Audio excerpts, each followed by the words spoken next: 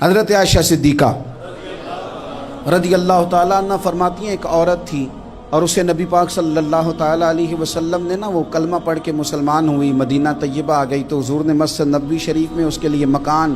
ایک سادہ سا کمرہ ساتھ مسجد کے بنوا دیا، وہیں رہنے لگی۔ اکثر وہ سیدہ طیبہ کے پاس آتی تو حضرت عائشہ صدیقہ رضی اللہ تعالیٰ عنہ فرماتی ہیں وہ بڑی باتیں سناتی اور آخر میں کہتی وہ ہار والا دن بھی بڑا عجیب دن تھا اور میرے رب کی قدرتوں کا دن تھا، وہ بھی بڑا عجیب دن تھا۔ سیدہ عائشہ صدیقہ رضی اللہ تعالیٰ عنہ ایک دن فرمانے لگی کہ تو ہار والے دن کا بڑا ذکر کرتی ہے، وہ کیا دن تھا؟ تو خاتون کہنے لگی اماں جی وہ دن تھا جب میرے رب پر بھروسہ اور مضبوط ہو گیا، جس دن میرا اپنے رب پر توکل اور بڑھا، میرے ایمان میں یقین میں اور پختگی آئی۔ کہنے لگی میں ایک گھر کی کنیز تھی، نوکرانی تھی، اس گھر میں ایک بچی تھی جس کے پاس سونے چاندی ہیرے جواہرات کا ہار تھا۔ اس زمانے میں چمڑے کے اوپر لوگ ہیرے جواہرات لگاتے تھے، کئی دفعہ سرخ رنگ کے چمڑے پہ لگائے جاتے تھے، وہ بچی پہنتی تھی تو کہتی ہیں وہ بچی کے اس نے اتار کے رکھا یا اس سے گرا وہ ہار تو چیل اسے اٹھا کے لے گئی گوشت سمجھ کے اور میرے سامنے اٹھا کے لے گئی۔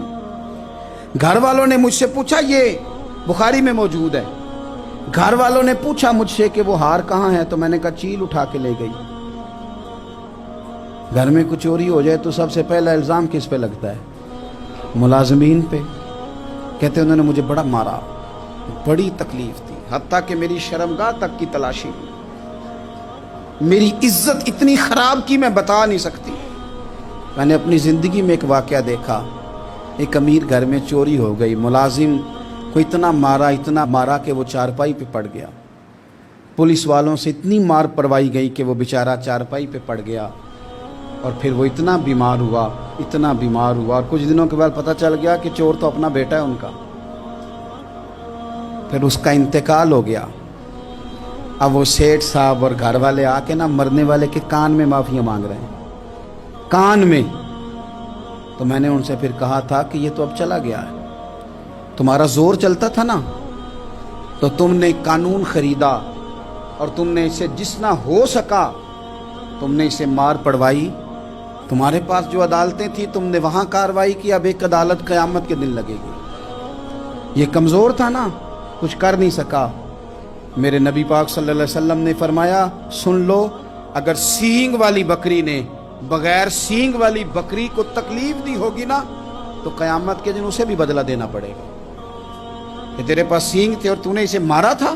وہ خاتون عرض کرتی ہے سیدہ عائشہ کی خدمت میں کہ مجھے بڑا مارا، مجھے تکلیف دی، میں کہہ رہی تھی کہ میرے سامنے چیل لے گئی ہے پر وہ نہیں مان رہے تھے، اماں جی انہوں نے مجھے بڑا مارا۔